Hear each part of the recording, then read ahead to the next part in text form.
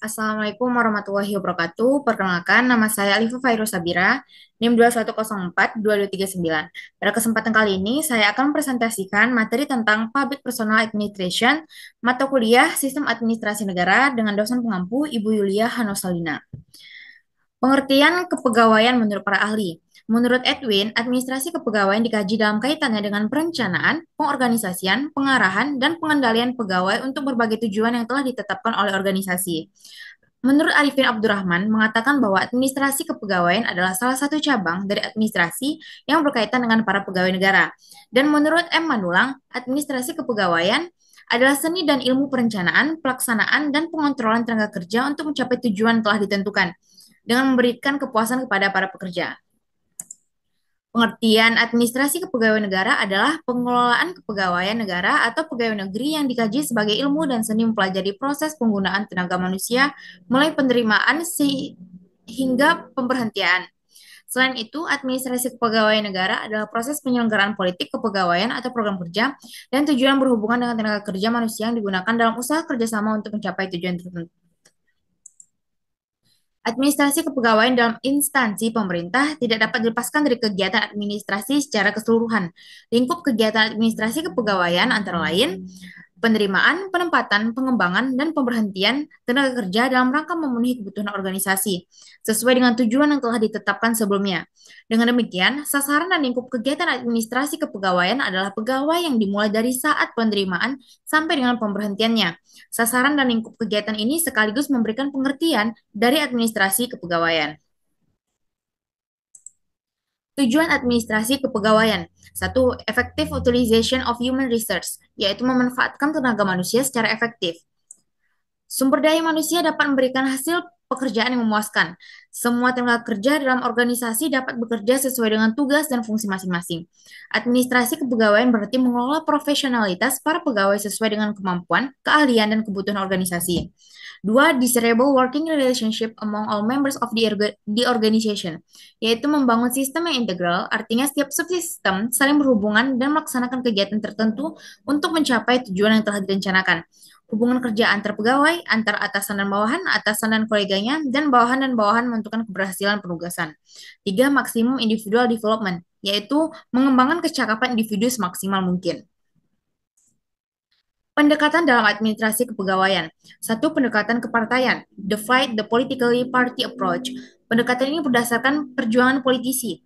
Pengangkatan seseorang untuk memangku jabatan berdasarkan perjuangan partai politik. Dua, pendekatan daya guna.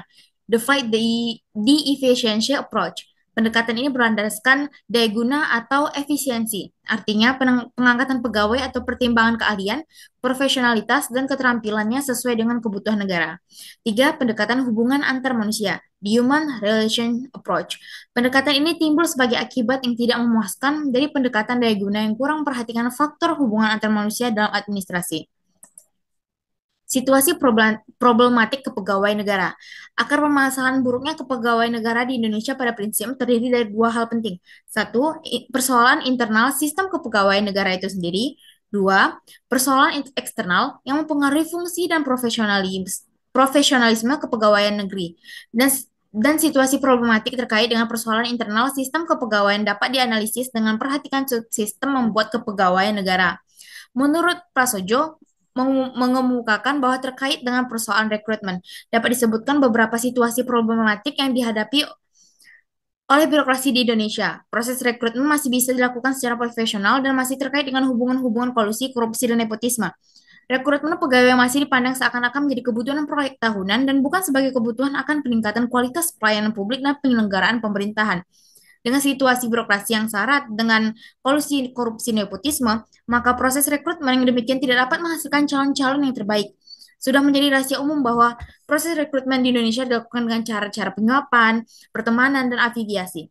Budaya perekrutan yang demikian hanya akan menghasilkan birokrat yang moralnya tidak terjaga dan kompetensinya yang tidak memadai. Situasi problematik lainnya dalam perekrutan calon pegawai negeri sipil adalah kekuatan eksternal yang mendorong terjadinya intervensi politik dalam proses rekrutmen. Hal ini disebabkan karena birokrasi di Indonesia masih belum terpisah secara total dengan politik.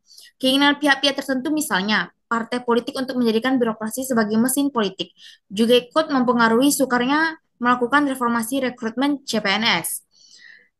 Paling tidak, kata Prasojo, paling tidak komitmen partai politik untuk mendorong terjadinya perubahan proses dan substansi rekrutmen akan membantu percepatan perbaikan rekrutmen calon pegawai negeri sipil. Pembentukan karakter pegawai negeri. Perilaku ASN dituntut harus memiliki karakter profesional, berintegritas, dan berlandaskan Pancasila, yang merupakan keinginan bersama dari berbagai lapisan elemen masyarakat. Pelatihan dasar bagi pegawai negeri sipil tidak bisa dipandang sebelah mata begitu saja, terutama dalam era reformasi birokrasi saat ini, dalam memenuhi good governance yang semakin ketat dan persaingan di era milenial sekarang ini. Hal ini perlu disadari bahwa pelatihan dasar merupakan sebuah fundamental bagi calon aparatur sipil negara yang akan diangkat menjadi pegawai negeri sipil.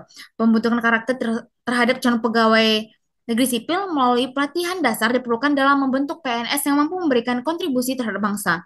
Nilai-nilai tersebut perlu ditanamkan terhadap pembentukan karakter calon pegawai negeri sipil yang mampu bertindak secara profesional serta berintegritas dengan menerapkan nilai-nilai Pancasila. Undang-Undang Undang-Undang ASN. Indonesia telah menetapkan beberapa aturan hukum berupa perundang-undangan, salah satunya UU ASN. Undang-Undang Nomor 5 Tahun 2014 tentang Aparatur Sipil Negara atau dikenal dengan UU ASN yang diundangkan pada tanggal 15 Januari 2014. Misi yang dilahirkan UU ASN yakni mewujudkan aparatur sipil yang memiliki integritas, profesional, netral, dan bebas dari intervensi publik, bebas dari praktek korupsi, kolusi, dan nepotisme, serta mampu menyelenggarakan pelayanan publik bagi masyarakat dan mampu menjalankan peran sebagai unsur perekat persatuan dan kesatuan negara. Sekian penyampaian materi dari saya. Wassalamualaikum warahmatullahi wabarakatuh.